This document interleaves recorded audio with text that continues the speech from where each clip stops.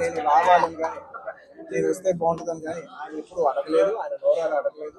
నేనే ఆయన చెప్పాను, రవి నాకు ఇలా రావాలని ఆయన అన్నా కూడా ఆయన యూత్ బ్రదర్ మీకు ఇబ్బంది అవుతుంది అని ఆయన అన్నా కూడా ప్యూర్లీ నా కాలే. ఆయన వద్దన్నా కూడా అసలు ఎక్కడ ఏం లేదు కదా, నాకు రావాలి, రావాలి.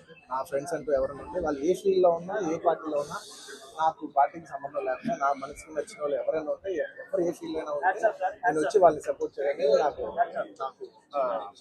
మనసుకు నచ్చితే చేస్తాం బ్రదర్. అండ్ ఆయన అస్సలు ఏం చెప్పాలంటే ఆయన అస్సలు ఏమాత్రం ఆయనకున్న సంస్కారానికి, ఆయనకున్న గౌరవానికి, ఆయనకున్న ఫ్రెండ్షిప్కి ఆయన ఏ రోజైనా నోరు చేసి అడుగుండొచ్చు. కానీ ఆయన అసలు ఎప్పుడు అడగలేదు. నేను ఆయన అడగలేదు కాబట్టి నాకు ఇంకా ఉంది. అరే ఆయన అసలు ఎవరైతే అడగలేదు, ఎంత క్లోజ్ ఫ్రెండ్ కూడా అడగలేదు, నేనే చేయాలని చెప్పి నాకు లోపల నుంచే ఆ ఫీలింగ్ అనిపించింది. నేను నేనుగా వచ్చాను.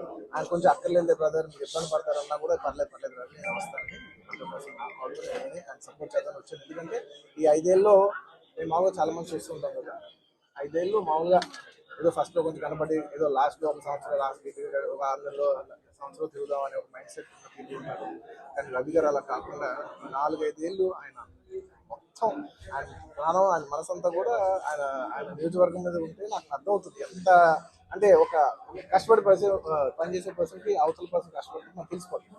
ఇంత సిన్సియర్గా చేసే మనిషికి 100% నేను నిజంగా నేను ఇంకెవరి గురించి నేను ఇంత గ్యారంటీగా చెప్పలేదు.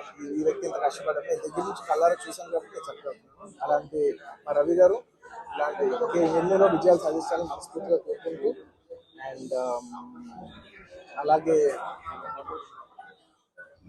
ప్రజలందరికీ మంచి జరగాలని కోరుకుంటూ సెలవు.